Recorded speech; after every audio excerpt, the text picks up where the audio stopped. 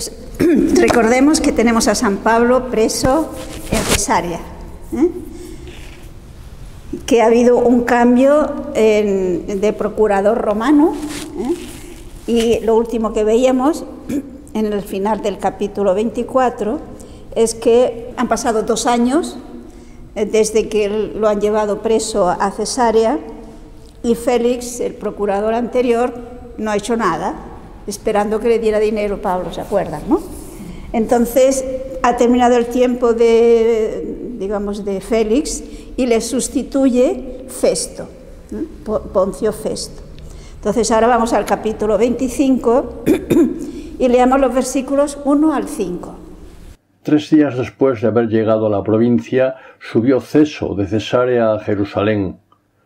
Los sumos sacerdotes y los principales de los judíos le presentaron acusación contra Pablo e insistentemente le pedían una gracia contra él, que le hiciera trasladar a Jerusalén mientras preparaban una celada para matarle en el camino. Pero Festo les contestó que Pablo debía ser custodiado en Cesarea y que él mismo estaba para marchar allá inmediatamente. Que bajen conmigo, les dijo, los que entre vosotros tienen autoridad, y si este hombre es culpable en algo, formulen acusación contra él. Fijémonos que han pasado 2 años.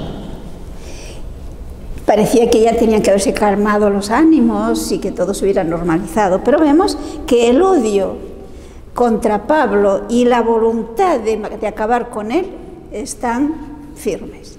Y pues, fijémonos la astucia de estos dirigentes judíos. Festo acaba de llegar, es el procurador romano que lógicamente si acaba de llegar pues no conoce bien el ambiente, ¿no? Y por otra parte le conviene estar bien con las autoridades judías. Entonces, ¿qué le proponen los judíos, los del Sanedrín? Sin duda alguna, los saduceos. Pues que le conceda esa gracia, que lleve a San Pablo al Sanedrín para que le juzgue. Posiblemente, se trataba digamos así, de faltas, de actos no correctos, por decirlo así, de parte de San Pablo, que básicamente eran contra la religión judía, por lo tanto, que les dejase juzgarles al Sanedrín. No olvidemos que los romanos habían autorizado a los judíos a vivir de acuerdo con sus leyes. Pero la intención auténtica es juzgarle. No, fijémonos que dice que ellos entre tanto estaban preparados una acechanza para que en realidad Pablo no llegara a Jerusalén, sino acabar con él por el camino. Pero fijémonos cómo la providencia vela por San Pablo, porque parece que la cosa está muy bien tramada. Al fin y al cabo, Festo podía acompañarle y no dejarlo solo, por decirlo así. Pero, insisto, la providencia vela por San Pablo. Y no sabemos si es que Festo se ha dado cuenta de la pasión de estas personas, o si Félix le había informado sobre las circunstancias. El hecho es, o si sencillamente que era un hombre recto y quería que las cosas se hicieran bien. El hecho es que vemos que él dice, porque ha llegado a Cesarea, pero enseguida ha ido a Jerusalén, que es el centro, digamos, del pueblo de Israel, ¿no? El centro religioso y social. Pero enseguida piensa volver a Cesarea, que es donde tiene su residencia. Por lo tanto, ¿qué le dice Festo? Pues que Pablo está en el tribunal de Cesarea y por lo tanto, según la legislación romana, no se debía pasar a un tribunal inferior, que sería el de Jerusalén. Por lo tanto, lo que les propone es: yo voy a subir enseguida a Cesarea, venid y allí acusarles. Pero no acepta que le llevarle de Cesarea a Jerusalén. Por lo tanto, la trama de matarle por el camino queda frustrada. Continuemos los versículos 6 al 8. Después de pasar entre ellos no más de 8 a 10 días, bajó a Cesarea y al día siguiente se sentó en el tribunal y mandó traer a Pablo. Así que éste se presentó, le rodearon los judíos que habían bajado de Jerusalén, presentando contra él muchas y graves acusaciones que no podían probar. Pablo se defendía diciendo: «Yo no he cometido falta alguna ni contra la ley de los judíos, ni contra el templo, ni contra el César». Por consiguiente, aquí vemos que siguen, por lo que se ve la defensa que hace Pablo, por la respuesta de Pablo, se ve que las acusaciones son en el fondo las mismas que les hizo Tértulo, ¿se acuerdan? El abogado que trajeron cuando con Félix vinieron a acusarle.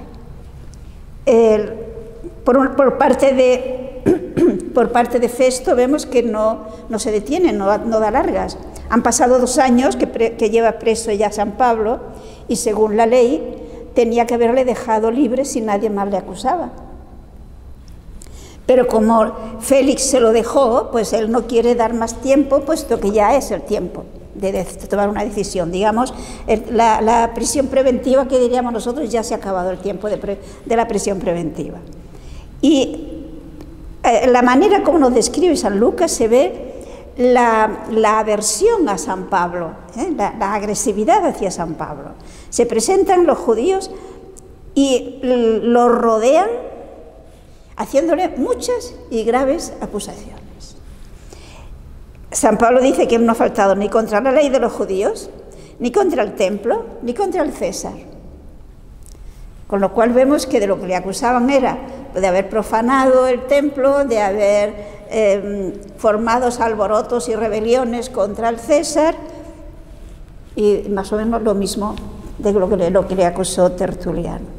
Pero la defensa de San Pablo es muy fácil, porque ellos no dan ninguna prueba, sencillamente afirman, pero no hay pruebas de que esto realmente hubiera sido una realidad. Por lo tanto, San Pablo, que dice que él no ha faltado ni contra los judíos, ni contra el templo, ni contra el César, y que por lo tanto no hay ningún delito. Pero claro, ahí fijemos la situación de Festo. Repito, viene nuevo, le conviene no enfrentarse a estas autoridades, pero él no ve de qué es de lo que le acusan. Por lo tanto, su situación era bastante embarazosa, por decirlo de alguna manera. Y lógicamente él quiere contentar a los judíos. Por esto, ¿qué se le ocurre proponerle? Vean versículos 9 al 12. Pero Festo, queriendo congraciarse con los judíos, preguntó a Pablo: ¿quieres subir a Jerusalén y ser allí juzgado de estas cosas en mi presencia? Pablo contestó: estoy ante el tribunal del César, donde tengo que ser juzgado. A los judíos no les he hecho ningún mal, como tú bien sabes. Si pues soy reo de algún delito o he cometido algún crimen que merezca la muerte, no rehúso morir. Pero si en eso de que estos me acusan no hay ningún fundamento, nadie puede entregarme a ellos. Apelo al César. Entonces Festo deliberó con el consejo y respondió: has apelado al César irás. Recordemos que Pablo es ciudadano romano. Entonces, de todas formas, no le podían obligar sin su consentimiento a ir a un tribunal inferior, que era del de Cesarea al de Jerusalén, al Sanedrín.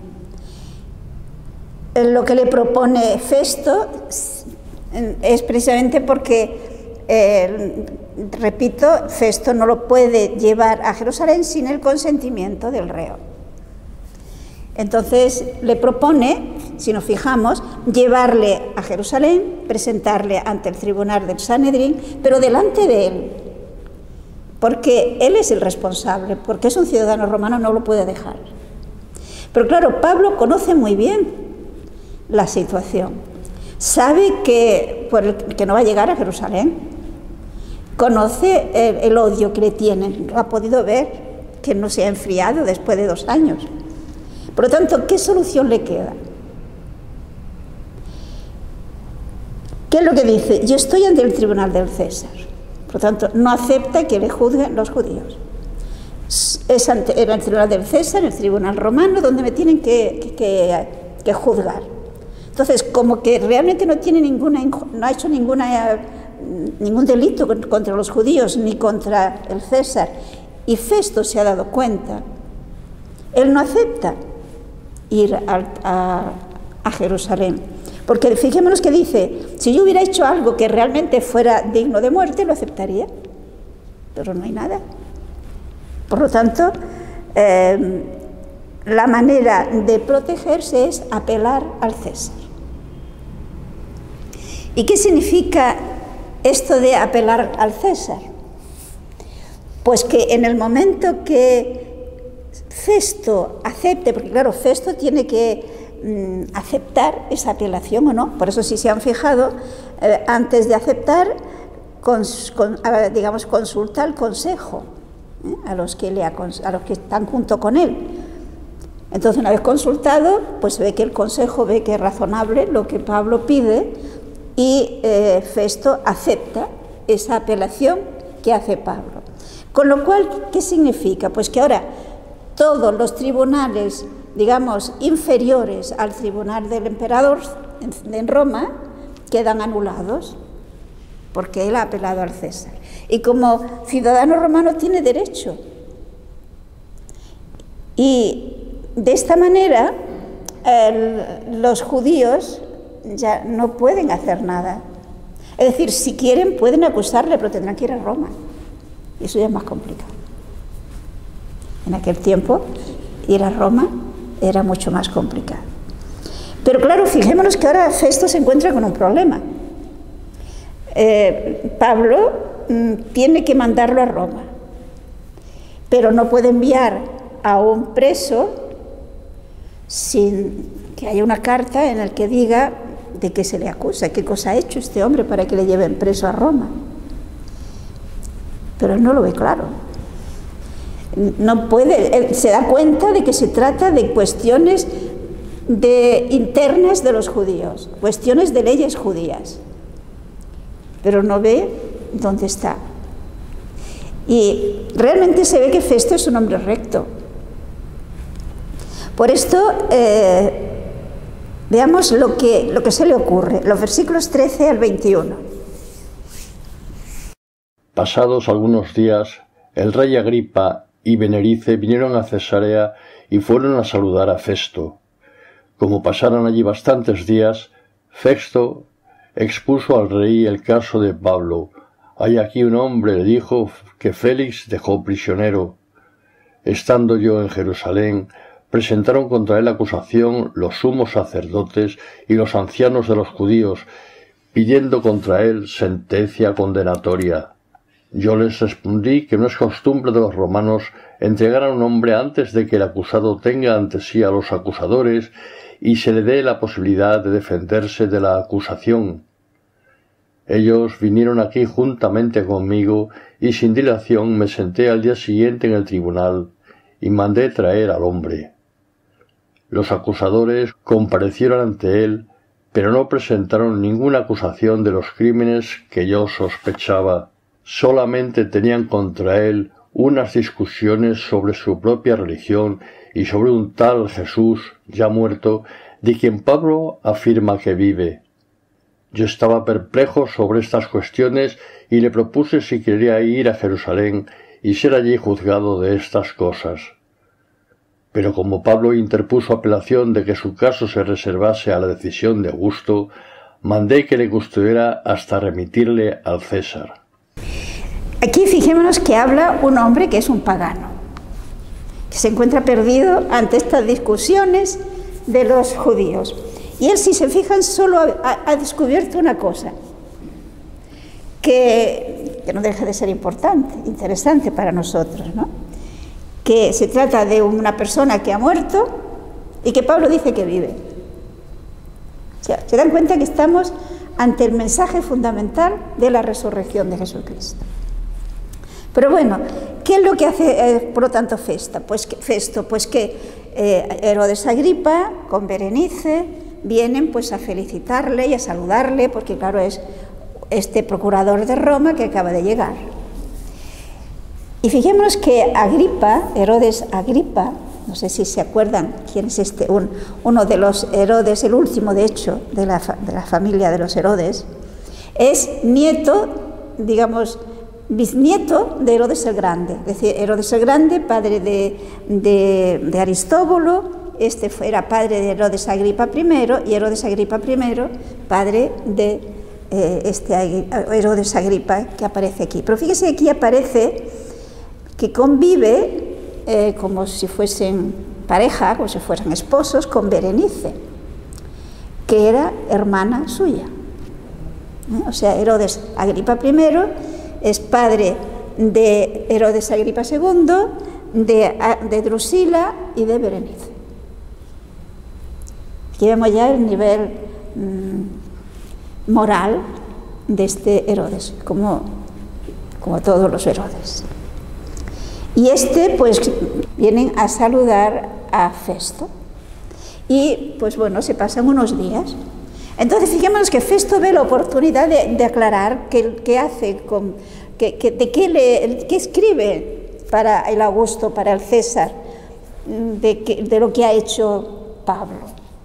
Y como que Herodes era judío de religión, podría ayudarle a discernir de qué se trataba. Fijémonos que este caso de este Herodes es muy curioso, porque consiguió que tanto el emperador Claudio como Nerón tener muy buenas relaciones con ellos, y que por lo tanto le fueron dando bastante responsabilidad en toda aquella zona. Pero al mismo tiempo procuraba estar bien con los judíos, y de hecho en muchas ocasiones les defendió. Por lo tanto, es un hombre que estaba bien con los romanos y estaba bien con los judíos. Entonces, a Festo parece lógico que le parezca la persona ideal para que le diga qué escribe, porque dicen, no puedo enviar a un preso sin decirle el motivo por el que está preso. Y como han visto, Festo le explica brevemente a Herodes y a Berenice por qué está preso, ¿no? Le cuenta brevemente toda la historia que nosotros ya sabemos. Versículos 22 al 27. Agripa dijo a Festo: «Querría yo también oír a ese hombre». «Mañana», dijo, «le oirás». Al día siguiente vinieron Agripa y Berenice con gran ostentación y entraron en la sala de la audiencia junto con los tribunos y los personajes de más categoría de la ciudad. A una orden de Festo trajeron a Pablo. Festo dijo: «Rey Agripa y todos los aquí presentes, aquí veis este hombre contra quien toda la multitud de los judíos vinieron donde mí, tanto en Jerusalén como aquí, gritando que no debía vivir ya más. Yo comprendí que no había hecho nada digno de muerte, pero como él ha apelado a Augusto, he decidido enviarle. No sé en concreto qué escribir al Señor sobre él. Preso le he presentado ante vosotros, y sobre todo ante ti, rey Agripa, para saber, después del interrogatorio, lo que he de escribir, pues me parece absurdo enviar un preso sin indicar las acusaciones formuladas contra él». Observemos una serie de detalles. Aquí vemos la prontitud con que actúa Festo. No da largas al asunto. Una vez más, enseguida convoca, digamos, le ha pedido a Agripa que le ayude, ¿no? Y por otra parte, fijémonos que Agripa tenía ganas de oír a Pablo. Es decir, la fama de Pablo había llegado también a él, y como había ocurrido con su antepasado, que también tenía ganas de ver a Jesús, pues tiene ganas de oír a Pablo, pero ciertamente por pura curiosidad, sin ningún interés de conocer la verdad. Y aquí tenemos cómo, una vez convocados todos, no sé si se han fijado cómo llega Agripa y Berenice. Al día siguiente, con gran pompa, o sea, con todo lujo, dándose una gran importancia, y lo mismo los tribunos y todos los personajes, digamos, importantes de la ciudad. Aquí tenemos, por lo tanto, todo lo que podríamos decir las autoridades y la aristocracia, vestidos con todo su lujo y con toda su pompa, y entonces traen a Pablo con sus cadenas. Fijémonos que desde el punto de vista humano, pues los otros eran los importantes, ¿no? Berenice y Agripa y todos los tribunos y toda esta gente, y pobre Pablo era un pobre hombre. Pero ¿cómo mira Dios ese grupo? ¿Quién era el realmente importante? Pablo.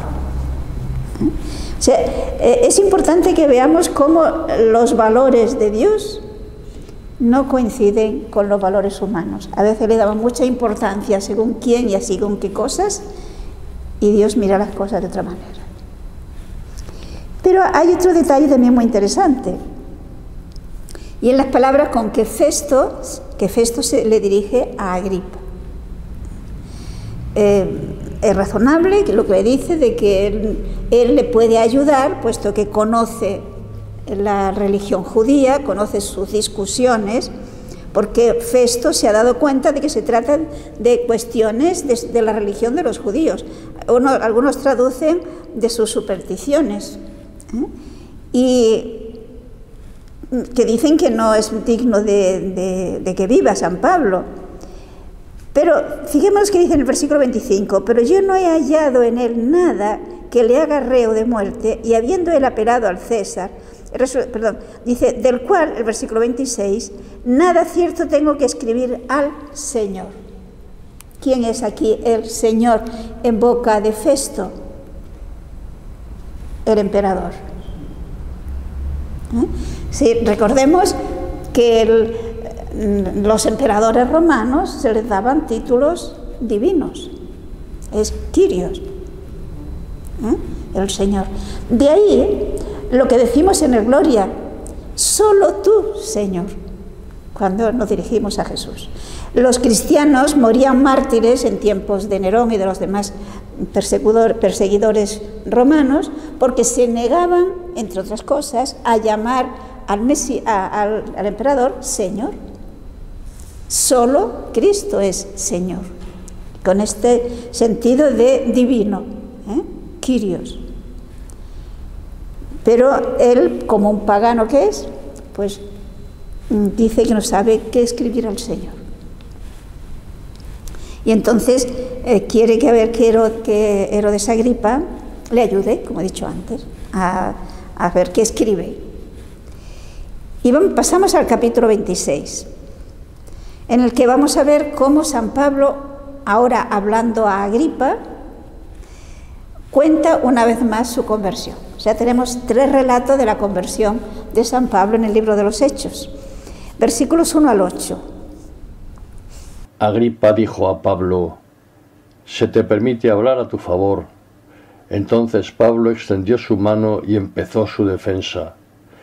«Me considero feliz, rey Agripa, al tener que defenderme hoy ante ti de todas las cosas de que me acusan los judíos, principalmente porque tú conoces todas las costumbres y cuestiones de los judíos.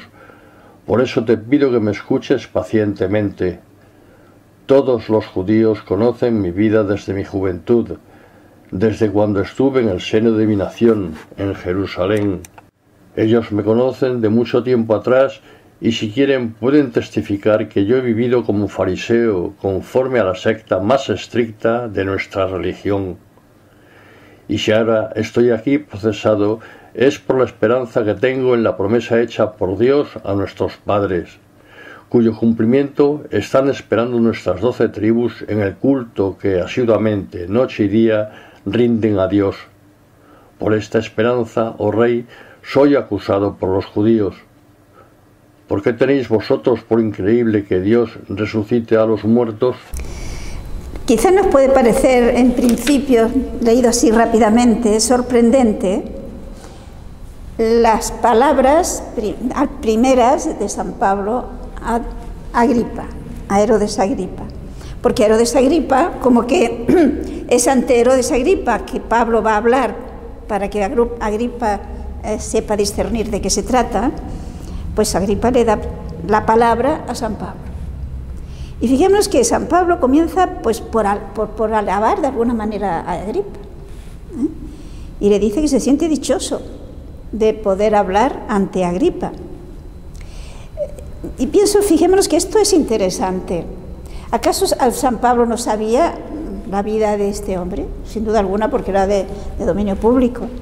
Pero fijémonos que siempre hay algo bueno en las personas. Y nos podemos valer de eso bueno que tienen para que se abran a escuchar y por lo tanto incluso puedan hacérsele bien. Porque si se entra atacando, la persona se defiende y por lo tanto se bloquea a la palabra que yo le pueda decir. Entonces lo que dice no es mentira y además es ciertamente algo a favor de que entienda a Pablo, y se trata de eso. O sea, Pablo quiere, se va a dirigir, repito, a Agripa, se trata de que Agripa le entienda. No habla a Festo ni a los otros romanos que hay allá. Por esto le dice: por dichoso me tengo, rey Agripa, por poder defenderme hoy de todas esas acusaciones ante ti. ¿Y por qué? Pues porque Herodes Agripa, como judío que es, conoce las costumbres judías, conoce las discusiones que hay entre los judíos y por lo tanto le puede entender.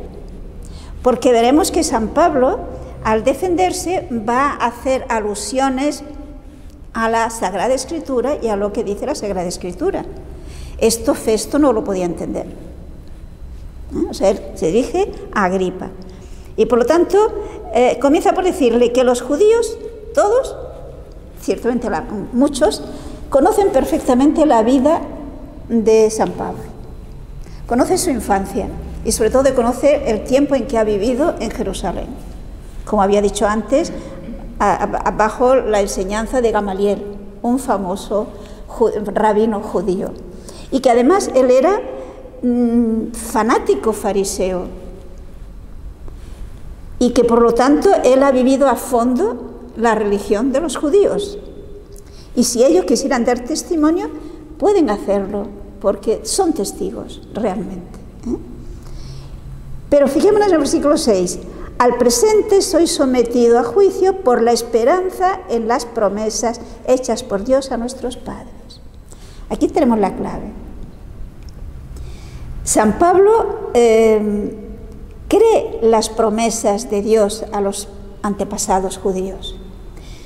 Es decir, una vez más vemos cómo entre el Antiguo Testamento y el Nuevo Testamento no hay ninguna ruptura. Entre la religión judía y la religión cristiana no hay nada que, digamos, que cambiar en la religión judía. Simplemente que tienen que seguir creyendo el resto. Porque los judíos creyeron las enseñanzas que Dios transmitió y que la tenemos en la Sagrada Escritura a través de Abraham, de Isaac, de Jacob, etcétera, etcétera. Y todas las promesas que Dios fue haciendo a lo largo de los siglos a través de los patriarcas y a través de los profetas. Y San Pablo, precisamente porque cree esa esperanza, ¿cuál es la esperanza de lo que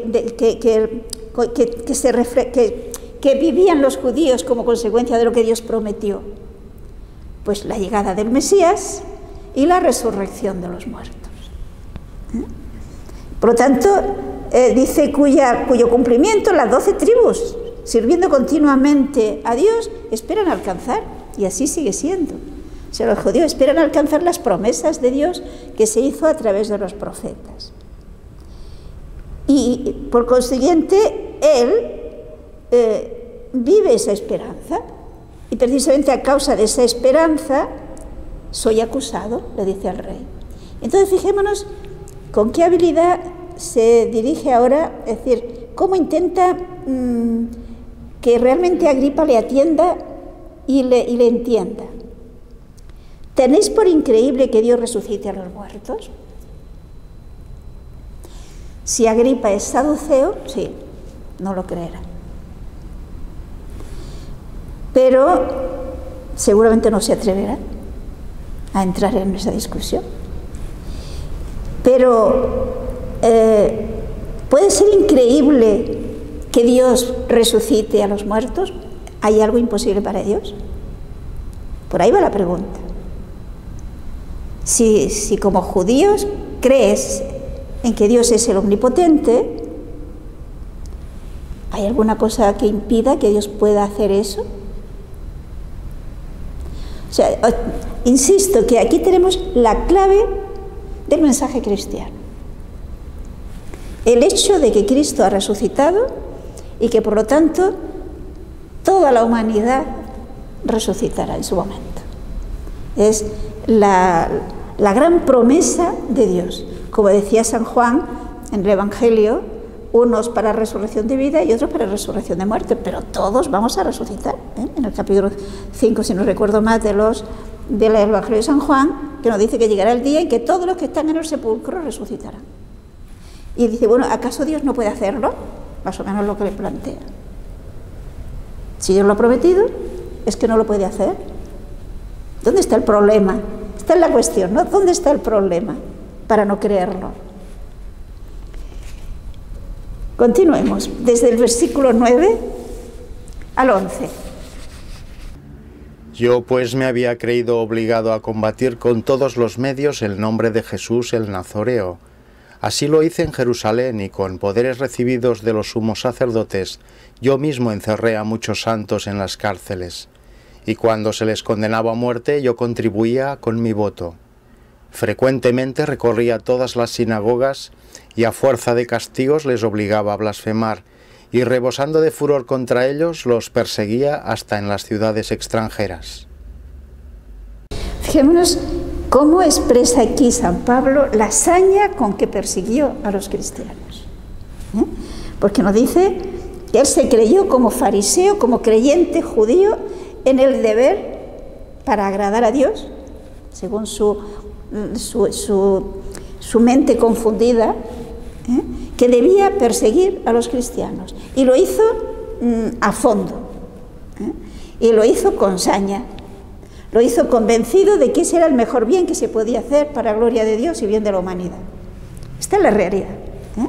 Y por lo tanto lo hizo en Jerusalén, donde encarcelé a muchos santos. Fijémonos bien, ¿quién son esos santos que encarceló San Pablo? Cristianos. ¿Y por qué? ¿Porque eran unos cristianos especiales? No, porque para San Pablo ser cristiano es sinónimo de ser santo. En sus cartas, saludad a los santos, os saludan los santos, etc. Entonces persiguió a los santos, es decir, a los cristianos. Con lo cual podemos llegar a la conclusión una vez más que el que no aspira seriamente, responsablemente a la santidad, pues tiene de cristiano el nombre. Es lógico. Porque ser santo no quiere decir hacer milagros. Ser santo quiere decir hacer la voluntad de Dios. En todo momento. Hacer lo que yo sé que Dios quiere que haga, imitando a Jesucristo, que hizo en todo momento la voluntad de su Padre. Pues entonces, el que está bautizado ha decidido caminar en esa dirección, ¿no? Entonces él con saña persiguió a los santos y él daba su consentimiento cuando morían, y fijémonos que se habla de más de uno. Cuando eran muertos yo daba mi voto, plural. Sabemos que en este caso el que él colaboró era San Esteban, pero se ve que no era el único, según ese texto, ¿no? Pero además de esto, fijémonos que realmente tenía que ser terrible la persecución, la manera como él perseguía, porque nos dice que a fuerza de torturarles, a fuerza de castigos, conseguía que muchos blasfemaran. Blasfemar en el sentido de apostatar de la fe. O sea que San Pablo, con toda claridad, manifiesta su violencia, su crueldad en aquel tiempo que perseguía a los cristianos. Y fijémonos que para San Pablo ese episodio de su vida era algo que con toda humildad lo decía y que le servía para reconocer hasta dónde Dios realmente ama a los pecadores. Fijémonos, por ejemplo, lo que él dice en la carta primera a los Corintios, capítulo 15, versículo 9. Pues yo soy el último de los apóstoles, indigno del nombre de apóstol, por haber perseguido a la Iglesia de Dios. La humildad de San Pablo, es decir, este episodio, con cuánta humildad él lo vive. Él no se considera digno de ser apóstol porque persiguió a la Iglesia. Primera Timoteo 1, versículos 15 al 16. Es cierta y digna de ser aceptada por todos esta afirmación. Cristo Jesús vino al mundo a salvar a los pecadores, y el primero de ellos soy yo. Y si encontré misericordia fue para que en mí primeramente manifestase Jesucristo toda su paciencia y sirviera de ejemplo a los que habrían de creer en él para obtener vida eterna. O sea, fijémonos cómo ve él, en sentido positivo, su vida de perseguidor. El hecho de que él, habiendo sido tan cruel, vivir en contra de Cristo con esa actitud suya violenta, que haya sido perdonado, y no solamente perdonado, se le haya dado por parte de Cristo la confianza de que sea el portador del Evangelio, revela que realmente Jesús ha venido a salvar a los pecadores. Y él, por lo tanto, se presenta como un modelo, un pecador, tremendo pecador, porque sin embargo es objeto del amor de Dios y es objeto de la confianza de Cristo. Y que por lo tanto es perdonado como si no hubieran existido aquellos pecados. Fijémonos que esto es un dato muy importante, que a veces, quizás incluso a nosotros, cuando alguna vez hemos pecado, nos cuesta creer que realmente para Dios no cuente esa ingratitud mía o esa actitud mía contraria a la voluntad de Dios que haya tenido. ¿Y por qué nos cuesta reconocerlo? Pues yo pienso que porque a nosotros nos cuesta perdonar así, ¿no? Muchas veces nosotros decimos yo perdono, pero no olvido. Y por lo tanto dejo de tener confianza en esa persona y dejo de acogerla realmente perdonada. Y Jesús no lo hace así, Dios no lo hace así, ¿no? Y por esto San Pablo dice, una prueba soy yo. La prueba de que Cristo ha venido a salvar a los pecadores soy yo. Pero lo que nos interesa es ver cómo ese hecho negro de su vida a él le ayuda a profundizar más en la bondad de Dios y en la misericordia de Dios, y le hace mantenerse humilde, porque no puede alegar ante Dios nada que haya merecido esa confianza por parte de Dios. Del 12 al 18, volvemos a los Hechos, capítulo 26, versículos 12 al 18. En este empeño iba hacia Damasco con plenos poderes y comisión de los sumos sacerdotes. Y al mediodía, yendo de camino, vi, oh rey, una luz venida del cielo, más resplandeciente que el sol, que me envolvió a mí y a mis compañeros en su resplandor. Caímos todos a tierra, y yo oí una voz que me decía en lengua hebrea, Saúl, Saúl, ¿por qué me persigues? Te es duro dar coces contra el aguijón. Yo respondí, ¿quién eres, Señor? Y me dijo el Señor, yo soy Jesús, a quien tú persigues. Pero levántate y ponte en pie, pues me he aparecido a ti para constituirte servidor y testigo tanto de las cosas que de mí has visto como de las que te manifestaré.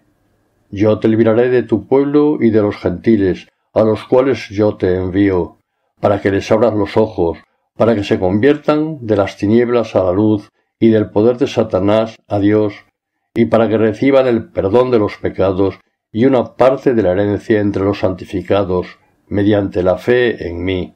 Es un texto un poco denso, vamos a intentar profundizarlo hasta donde podamos. Vuelvo a repetirnos como cuando iba camino de Damasco con carta de recomendación, etcétera, autorizado por los príncipes de los sacerdotes de Jerusalén. Aquí lo dice que era hacia el mediodía, o sea, San Pablo se acuerda de muchos detalles. Cuando ya estaba cerca de Damasco, aquí lo dice que le envuelve una gran luz venida del cielo, brillante como el sol, que le envolvía a él y a los que le acompañaban. Y por lo tanto todos caen. Caídos todos en tierra, es Pablo el que oye la voz. Y nos dice que lo oía en la lengua hebrea. Saulo, Saulo, ¿por qué me persigues? O sea, Pablo entendió muy bien que persiguiendo a los cristianos estaba persiguiendo a Jesús mismo. Pero fijaos lo que dice a continuación: duro te es dar coces contra el aguijón. ¿Qué nos quiere decir con esto? Pues que San Pablo en principio se resistía. Dar coces contra un aguijón, ¿qué te pasa? Pues que te pica más, ¿no? Te hace más daño. Entonces Pablo, ante una evidencia como la que tenía, se revolvía un poco, porque era cambiar del todo su mentalidad, cambiar del todo las ideas que tenían hasta ese momento. Y esto no les fue fácil. Tuvo en principio una resistencia que finalmente deja de resistir, claro está, y se abre ante la evidencia del amor de Dios, porque evidentemente lo que él experimentó ahí no fue solo una visión física e intelectual, sino que es una experiencia del amor de Dios a través de Cristo, que llega aquello que diría San Juan: tanto amó Dios al mundo que nos dio a su Hijo único y lo entregó en nuestras manos. Es decir, esto es lo que San Pablo capta en este momento, que luego irá profundizando más, pero fijémonos, si nos acordamos que en la carta a los Gálatas, el que nos dice qué es lo que le mueve a actuar como actúa, que dirá que él vive en la fe del Hijo de Dios que me amó y se entregó por mí. Esto lo entiende, ¿no? Ese amor inmenso ante el cual no se puede poner resistencia porque es una vivencia. Y como que es algo que todos necesitamos, ¿quién se va a resistir a sentirse amado? Y con una ternura como la que ama Dios. Por lo tanto, aunque comienza resistiendo, finalmente se derrumba, ¿no? Digamos, se entrega del todo. Por lo tanto, le dice: levántate, ponte en pie, y le explica por qué se le ha aparecido. Fijemos, este detalle no lo había dicho antes en los otros relatos de su conversión. Porque me he dejado ver de ti para hacerte ministro y testigo de lo que has visto y de lo que aún te mostraré. O sea, él ha de ser, por eso es apóstol, porque es testigo de algo que él ya ha visto. Ha visto a Cristo resucitado, que es la clave de todo lo demás, ¿no? Y de lo que le irá mostrando después. ¿Y qué es lo que le va a mostrar? Entre otras cosas, que le librará del pueblo, o sea, de los judíos y de los gentiles, a los cuales lo envío. Y los envía para que, aquí fijémonos, tenemos lo que realmente es el apostolado cristiano, para que les abra los ojos y se conviertan de las tinieblas a la luz, del poder de las tinieblas a Dios, y como consecuencia reciba la remisión de los pecados y la herencia que Dios ya había prometido, pero que esa herencia precisamente se dará mediante la fe en Jesús. O sea, que tenemos muy bien expresado y muy brevemente en qué consiste el auténtico apostolado. es ayudar a que los ojos, las personas que están en tinieblas del error, en las tinieblas del pecado, en las tinieblas de la confusión, tantas tinieblas como tenemos en nuestro mundo, ante el mensaje de Cristo, pasen de las tinieblas a la luz. Pero fijémonos que las tinieblas es el poder de Satanás y la luz es Dios. Es decir, Satanás existe y hace su obra. Intenta, pues, sembrar confusión, sembrar error, sembrar violencia, sembrar inquietud, sembrar confusión, es decir, sembrar mal. Pues la misión del cristiano es sacar de ese mundo y llevarle al mundo de Dios, que es el mundo de la luz, es el mundo del amor, es el mundo de la verdad. Recordemos que Jesucristo dijo que Él es la luz del mundo y el que me sigue no caminará en tinieblas, sino que tendrá la luz de la vida. ¿Se acuerdan de aquel texto de San Juan? Es decir, la luz de la vida es la luz que nos viene de Cristo, que es la única luz auténtica del mundo. Sin Cristo el mundo está en tinieblas, de todo tipo. Y el que está en tinieblas no sabe por dónde va y tropieza. Y se puede hacer mucho daño.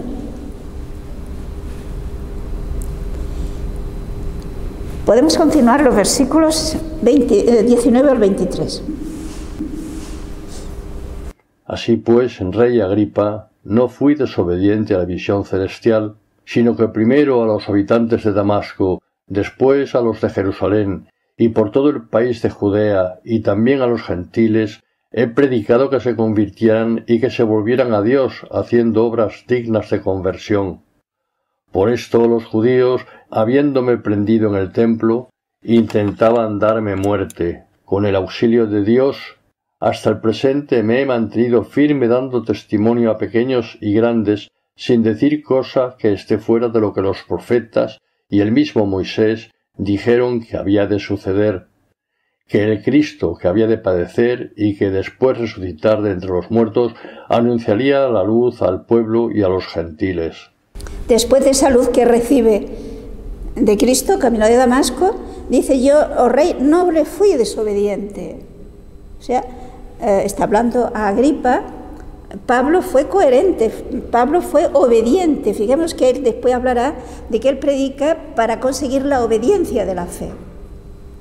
Porque una fe que no se convierte en vida, que no lleva consigo un cambio de vida, esa fe no es la fe que salva, porque Jesucristo ha dicho que todo esto, estos dones lo conseguirían mediante la fe en Jesús, pero fe supone obras. Por eso habla de obras dignas de penitencia.